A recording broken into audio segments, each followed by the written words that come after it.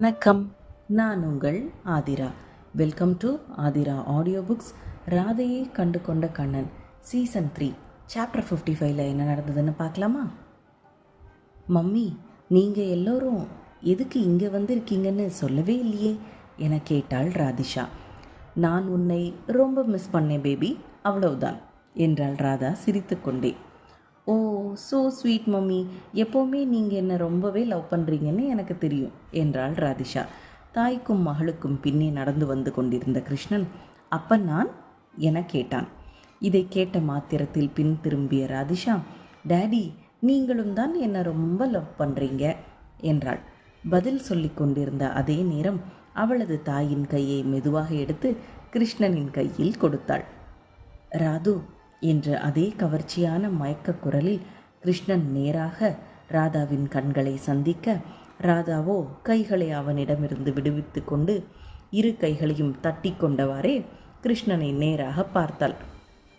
இப்படி நிற்பவளிடம் என்ன சொல்வான் கிருஷ்ணன்? ஐயோ பாவம். எனக்கு உங்கள் மேலே எந்த கோபமும் இல்லை, கொஞ்சம் கடுப்பாக இருந்தது.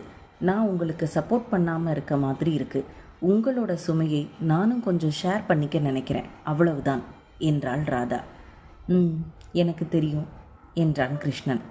எஸ்கே கார்ப் கம்பெனியின் சீஃப் டிசைனராக இருந்த ராதா இப்போது அந்த கம்பெனியின் சிஇஓ. ராதாவும் கிருஷ்ணனும் சேர்ந்த பிறகு அந்த கம்பெனியின் சிஇஓவாக ராதாவை நியமித்துவிட்டு அதிலிருந்து முழுவதுமாக விளங்கினான் கிருஷ்ணன்.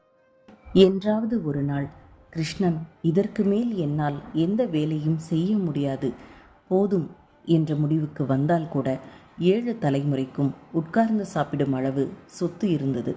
சாதாரண மிடில் கிளாஸ் குடும்பத்தில் பிறந்த ராதாவும் கிருஷ்ணனும் உழைப்பு ஒன்றை தவிர எதையும் நம்பவில்லை. அடுத்த தலைமுறைக்கு வழிவிட ஏற்கனவே இருவரும் முடிவு செய்து வைத்திருந்தார்கள். அதற்கான நேரம் கைகூடி வரவில்லை, அவ்வளவுதான். நீங்கள் ஃபஸ்ட்டு சாப்பிடுங்க, நல்லா தூங்கி ரெஸ்ட் எடுங்க. உங்களுக்கு போதுமான தூக்கம் கிடைத்த பின்பு எழுந்து உங்கள் வேலையை கண்டினியூ பண்ணுங்க. நான் எதுவும் கேட்க மாட்டேன் என்றாள் ராதா. ஓகே, நீ சொல்கிறதை நான் கேட்கிறேன் என்றான் கிருஷ்ணன். ராதாவின் கண்களை ஊடுருவினான். அந்த கண்களில்தான் எவ்வளவு காதல் இந்த வயதிலும். வெளி உலகத்தில் லீடிங் பிஸ்னஸ்மேன் கிருஷ்ணன் சிங்கம் போன்றவன். அவனது செயல்கள் அதிவேகமாக இருக்கும். மற்றவர்கள் யோசிக்கும் முன் அதை அவன் செயல்படுத்தி முடித்து விடுவான். ஆனால் அவன் அமைதியாக போகும் ஒரே நபர் ராதா மட்டும்தான். ராதா முன்னிலையில் அவன் எப்பொழுதும் அவனது குரலை தாழ்வாகவே வைத்திருப்பான். அவர்கள் இருவரும் காதலித்த ஆரம்ப காலகட்டத்தில் கிருஷ்ணனின் குரல் லேசாக உயர்ந்தால் கூட ராதா அதற்கு ஏற்றாற்போல் அவளது செயல்களை உடனே மாற்றி பூனைக்குட்டியாய் பதுங்கி அவனது கைகளுக்குள் புதைந்து கொள்வாள். கிருஷ்ணனை சமாதானப்படுத்துவதும் சமாளிப்பதும் சாதாரணமான விஷயம் இல்லையே. இத்தனை வருடங்களில் நமது ராதா மிகவும் கை தேர்ந்தவளாகிவிட்டாள். ஆம், வயதாகிறதல்லவா? கிருஷ்ணனுக்கும் அது நினைவில் இருக்க வேண்டுமே. அவனுக்கு வயதாகிறது என்ற எண்ணமே இல்லாமல் அவனது உடலை கெடுத்துக்கொண்டு உறக்கத்தை கெடுத்துக்கொண்டு வேலை வேலை என்று ஓடிக்கொண்டிருப்பதை அவ்வப்போது ராதா இதுபோல் சடன் பிரேக் போட்டுதான் வண்டியை நிறுத்துவாள். கிருஷ்ணன் போன்ற ஒரு ஆண் மகனுக்கு ராதா போன்ற கண்டிப்பான மனைவி இருக்கத்தான் வேண்டும். இல்லை என்றால் அவன் யாரை பற்றியும் கவலை கொள்ளாமல், எதை பற்றியும் கவலை கொள்ளாமல் அவன் வேலையில் மட்டுமே மும்முரமாக இருப்பான். இப்பொழுது ராதா கூறிய ஒரு வார்த்தைக்காக உடனே அவனது வேலையை சாயங்காலம் மாற்றி வைத்தான். That is good.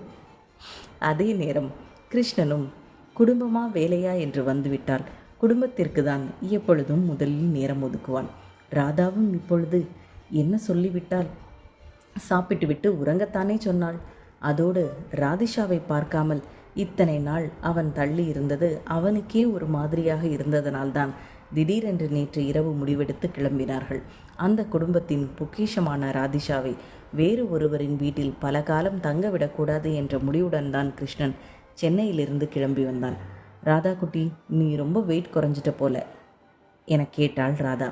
இல்லை மம்மி, இடையில் கொஞ்சம் உடம்பு முடியாமல் போனதால் மேபி டயர்டாக தெரிகிறேன்னு நினைக்கிறேன். மற்றபடி நான் நல்லா சாப்பிட்றேன், இங்கே ரொம்ப சந்தோஷமான லைஃப் லீட் பண்ணுறேன் என்றாள் ராதிஷா. கிருஷ்ணனுக்கு அதை கேட்டபோது மனதிற்கு சற்று சங்கடமாக இருந்தது.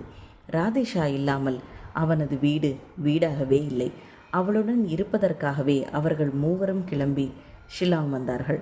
ஆனால் ராதிஷாவோ இவர்களை பற்றிய எந்த கவலையும் இல்லாமல் சந்தோஷமாக இருப்பதாக கூறுகிறாள். தன் மகள் தன்னை விட்டு தூரமாக போவது போல் உணர்ந்தான் கிருஷ்ணன். ராதாகுட்டி, உன்னோட ரூம் எப்படி இருக்குன்னு போய் பார்த்துட்டு வா என்றான் கிருஷ்ணன். ஆமாம் ராதாகுட்டி, அப்பா உனக்காகவே டிசைன் செய்ய சொன்னார் என்றாள் ராதா. டேடி, நீங்கள் டிசைன் பண்ண சொல்லி இருந்தாலே கண்டிப்பாக எனக்கு பிடிச்ச மாதிரி தான் பண்ணியிருப்பீங்க என்றாள் ராதிஷா புன்னகையுடன்.